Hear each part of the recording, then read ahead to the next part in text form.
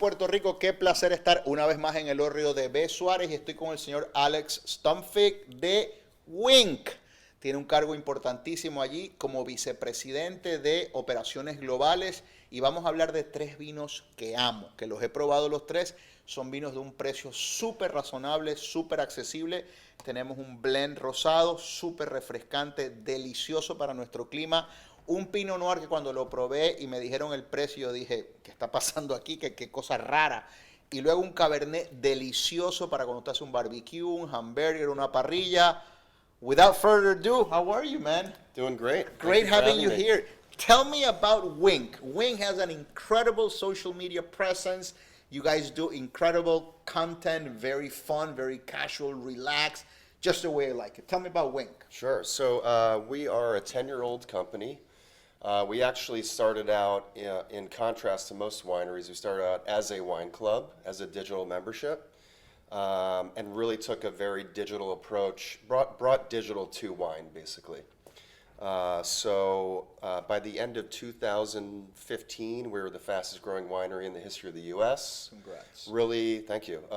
Flying under the radar at that point, only really exposed to the end consumer.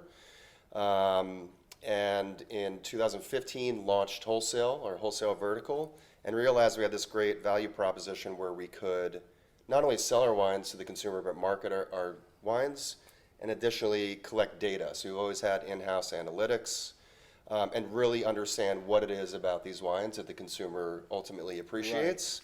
Right. And these are some of the wines that that we bring to the wholesale and retail channel. That's out of maybe 130 unique wines that we make each year. So we're one of the largest wine clubs in the U.S. And have had great success using this go-to-market strategy. Right, and you studied the market and you have a great sense of understanding of what the consumer is looking out there, which Correct. is great quality for an affordable price point, right? Correct. All right, so we have 3 wines, and I want to get into the first one, which is the Rosé Summer Water, and I toast with you. Salud. Welcome to Puerto Rico. Salud. Tell me Thank you. about Summer Water. Yeah, so Summer Water is a very classic Provence-style rosé. It's mostly Grenache, a little bit of Syrah. We source this from the Central Coast, so we're really talking primarily about Monterey and Santa Barbara counties. Our winemaker, Ryan Zodovich, actually makes this wine on a champagne cycle, and it's all based on acidity and fruit. So this is mostly coastal vineyards for Grenache. We source some of the Syrah from Paso Robles. But yeah, it's, average in the United States, just under $20 per bottle. It's the top-selling California rosé in the U.S. market.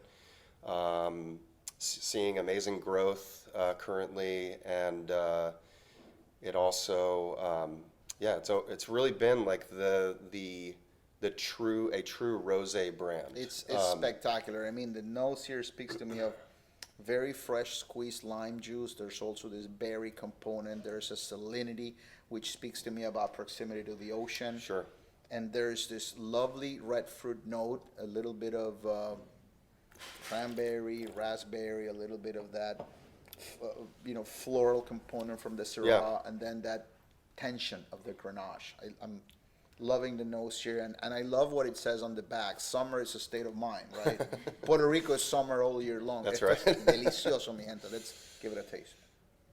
Yeah, we've always been very conscious about lower alcohol, like you said, very aromatic.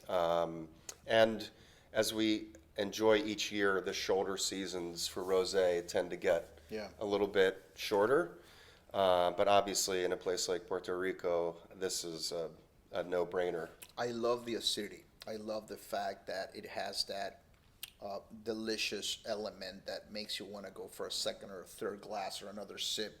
I mean, and it's screw top. You can take this on the road here in Puerto Rico, to the pool, to the boat, to the beach, in a cooler. It's a very casual, relaxed wine. In terms of pairings, if I appear one day out of the blue in your place in California, hey, Alex, I'm here. I want to have something with Summer Water. What would you cook? Rosé is a lot more versatile with food than people think. I mean, honestly, I think rosé, like for the customary U.S. Thanksgiving, it's a great pairing. Yeah. But I would say year-round, I mean, obviously like fresh salads, grilled fish, charcuterie, like anything that has like a slightly higher fat content Yeah. will be cut, like you just mentioned, with the really nice high acidity. Yeah. So And even with a cheese platter, I mean, absolutely, it would go yeah, very some well. nice creamy like cheese or I'm loving this totally. wine, and the fact that it's not that cold. You can tell the quality of a wine when you serve it at a temperature that sometimes is below the ideal, Right. and it doesn't taste like if you have a bad wine, chill it, put it in the fridge, and it'll taste somewhat numb, right? Right. But this wine at this temperature, which is almost the temperature of a red, is tasting delicious, and the lingering aftertaste stays with you for about a minute. It's a beautiful, beautiful bottle of rosé wine. Congrats, man. Thank you very much. Fantastic. Thank you. All right, we're gonna get to a wine that I love. That when I tasted it, I said to myself, "These people are losing money. Like these people cannot be making money with We this might be. quality." Yeah, and Folly of the Beast, and I love the label. I love the Moby Dick Herman Melville quote Mm-hmm. in the back. I'm a frustrated poet. I used to write Okay. poetry back in the day, and I went to law school for different reasons. But this wine is a gem. It's a wine that needs to be discovered. And when they told me that it was under 25, I was like, I would buy this even if it's $50. Yeah. Tell me about Folly of the Beast. Well, I know you do some blind tasting occasionally with your wife, and this I think would be a great actually comparative blind tasting to other Pinot Noirs Yeah. from California, because as you mentioned, the quality is really high, but the price is extremely reasonable. So you mentioned the Herman Melville reference for Folly of the Beast. I mean, really, when we conceptualized this wine, we wanted to make the white whale of the California Pinot Noir category, but there had to be certain prerequisites, and that came from Ryan Zodovich, our head winemaker, who, as I mentioned to you earlier, was the protege winemaker at Brewer Clifton and Sea Smoke, two of the most incredible California producers based in Santa Rita Hills. The first prerequisite was it had to be monovarietal, so it has to be 100%. In California, if you label something Pinot Noir, it only has to be 75%. Yeah. So that was our frustration, was that Pinot Noir literally still, since the movie Sideways, has changed. It's just But people have, because of that bump in sales or the bump in fame, have really crept up the prices. And you Right. keep this beauty. Because this is a type of wine that in a blind tasting more than one would go, this is Burgundy, this is Burgundy, this is Côte d'Avon, Côte de Nuit, But it's I would say California. maybe Macon, but Yeah, maybe Macron. Yeah, right. Yeah. But it's so elegant, ethereal, has that minerality, has that salinity, and has that sort of pot of soil. You get that cardamom. Smells like a tad like Christmas, the spice, but not in an opulent, overwhelming way. There are a lot of Pinots out there. I'm not gonna name names that are like this cherry bombs, right? Right. Cherry bombs, and I love here the note of tea, black tea, Yeah, red correct. tea. Yeah. It's lovely, and it feels very alive. You have this tension, this perfect symmetry to the wine. I love it, man. I love it. that was a pretty nice description. I love this wine. I really love this wine. Yeah, and this I love is- the alcohol, which is moderate. It's 13 point something, Yeah. right? Yeah, I mean, so like the summer water, this is also Central Coast, and then we focus on Monterey, Santa Lucia Highlands. A lot of the Santa Barbara County is like declassified Santa Rita Hills, and it's hard to make monovarietal wine to begin with, but Yeah. Pinot Noir certainly is a difficult grape, and yeah, I think Ryan nails it every vintage. But the intent is easy on the alcohol, really aromatic. What Pinot Noir has always been and should be in that Burgundian style, as you mentioned, and really, yeah, like elegant, great perfume. I'll make great food wine. I'll make a prediction, and something will happen with this wine because the market is king, right? The market raises and lowers the prices of things, But this wine, in a couple of years, you won't be able to sell it for this price point. It's amazing. It's only gonna go up because more people will want to buy it, and there's only so much fruit out there. Yeah, right? I mean, Pinot Noir, it's becomes more expensive every year to make. Yeah, and I'm saying It's this demand, because it's also buy just it now, macro. because this is gonna something very similar to what happened with another wine from El Rio de Suarez, and I can say it's my show. The Prisoner started out at $27, and now it's in another dimension because everybody wants it. This Pinot Noir, in a couple of years, will be an icon. Will be a very, very famous wine because you see that this dialing back, this returning to lower alcohols. You see this trend in the U.S. that let's stay away from those big fruit bombs and the oak, and we're looking for more ethereal, elegant wines. The Folly of the Beast is going to make a lot of noise in the coming years. Already has made some noise here in Puerto Rico. Congratulations. Thank you. Food pairing for the Folly. What do you eat it at home when you're there with your family? I'm a sucker for just like a nice rotisserie chicken. Yeah. And like some great, vegetables. Yeah. I think that's Lovely. a great and pairing. and just because you're not paying a fortune, you could also, because when you're buying a super expensive wine, you want to have like fine dining.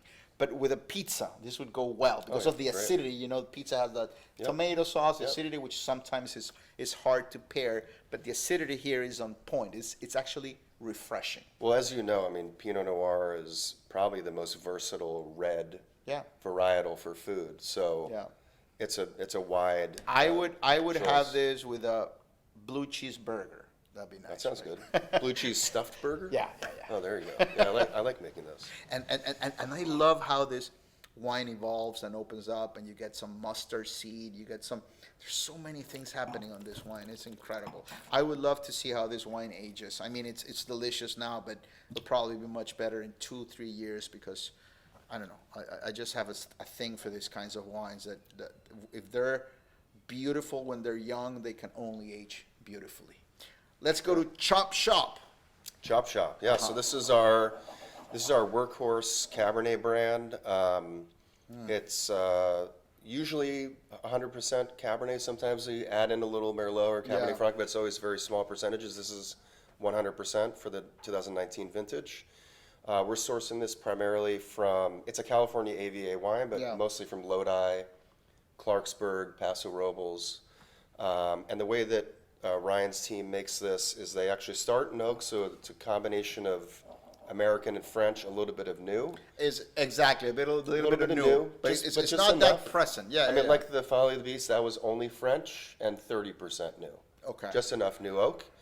And then we actually rack this into stainless steel for about the latter 2/3 of aging. Yeah. And the concept there is, with both these reds, gentle pump over for fresh fruit characteristics, but then stainless for the chop shop to preserve that fruit quality. I love the cassis, the mint, the blackberry, the homage to Bordeaux in a way. Obviously, you get that California ripeness, but it's not saturated, it's not overblown. It's just delicious, 14% alcohol, and you get that. You obviously have that generous fruit, but it feels very clean, feels very fresh, very sort of healthy fruit, if you know what I mean. Absolutely, yeah, and we really, as we're trying to be mindful and have a good intent behind everything that we make, the chop shop here is basically in contrast to what you'll see with a lot of younger Bordeaux blends, Cabernets, red blends, which is they have the generous fruit that you mentioned, but sometimes they're too sweet. They have too much residual sugar. Yeah, exactly. So we're kind of emulating that style, but in a dry way. As you can see, all these wines are dry.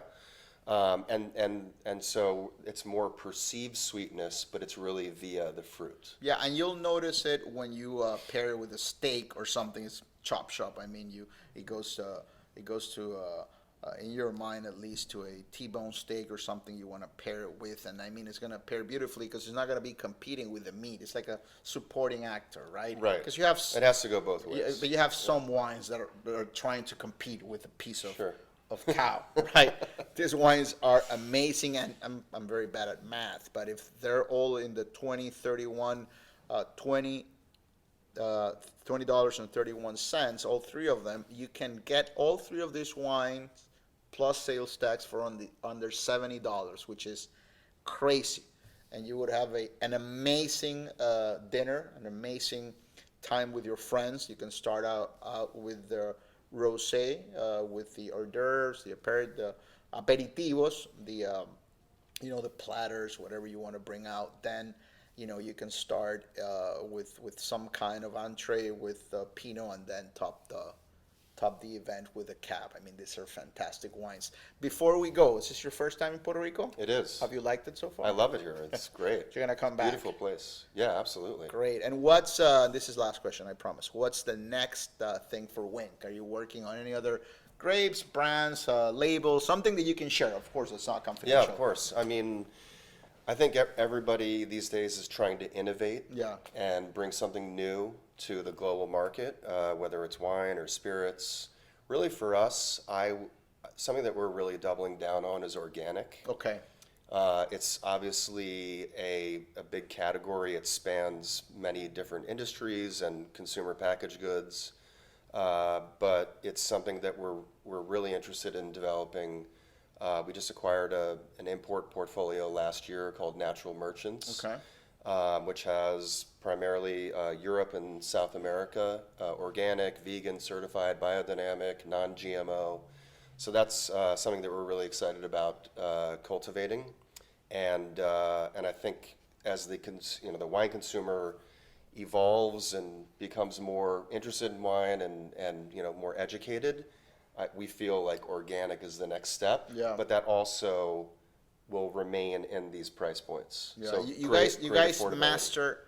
You guys, at least from these three ones that I've had from you guys master acidity, balance, elegance. I think you guys would make incredible whites and bubbles. So eventually, maybe down the road, that could.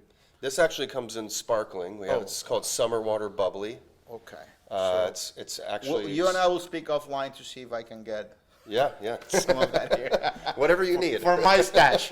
Thank you, Alex. It's Thank you been so great. much. Gracias, mi gente. Por favor, busquen estos vinos en el Río de Suárez. Si los ven en cualquier tienda, son maravillosos. Porque es ese típico vino que ustedes me escriben en redes sociales y me dicen, recomiéndame un vino que esté entre los 20 y 30 dólares y que sea rico, que sea un vino con mucha fruta y que sea elegante y que sea gastronómico, ya sea para regalo, ya sea para usted. Se acercan las Navidades pronto, son vinos espectaculares. Gracias por su sintonía. Recuerda suscribirte, darle al botón de campanita. Alex, cheers, salud. Cheers. And hope this is the first of many. Salud, mi gente. Bye bye.